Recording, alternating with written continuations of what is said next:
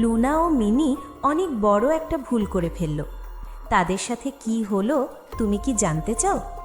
Luna ও mini চলে গেছিল এক মায়াবী রাজ্যে। তাদের সাথে কি হলো তুমি কি জানতে চাও?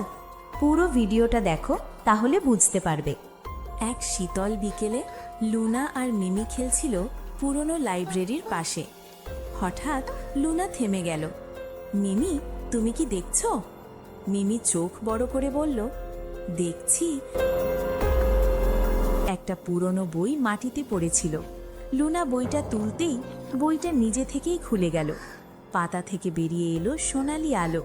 আলোয় লেখা ভেসে উঠল, কিন্তু ওদের সামনে বাতাসের ভেতর যেন কাঁপছিল একটা অদ্ভুত জায়গা। কিছু না থেকেও যেন কিছু একটা আছে।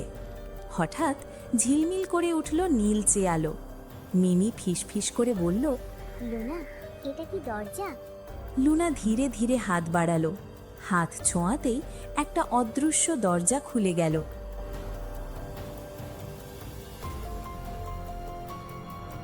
নুনা বলল, আপু, তুমি আমার হাতটা শক্ত করে ধরো।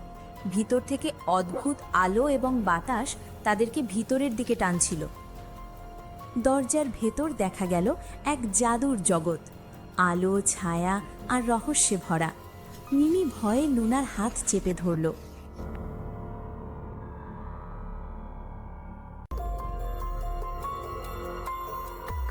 একটু সামনে যেতেই ছিল ম্যাজিক্যাল বই। তারা বইটার ভিতরে অদৃশ্য হয়ে গেল।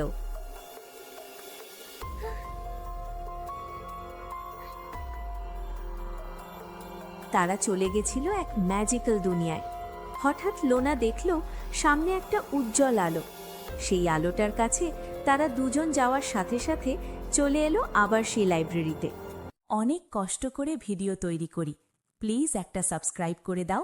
ওয়ান ওয়ার্ল্ড এআই ফ্যামিলি আরও নতুন ভিডিও দেখার জন্য।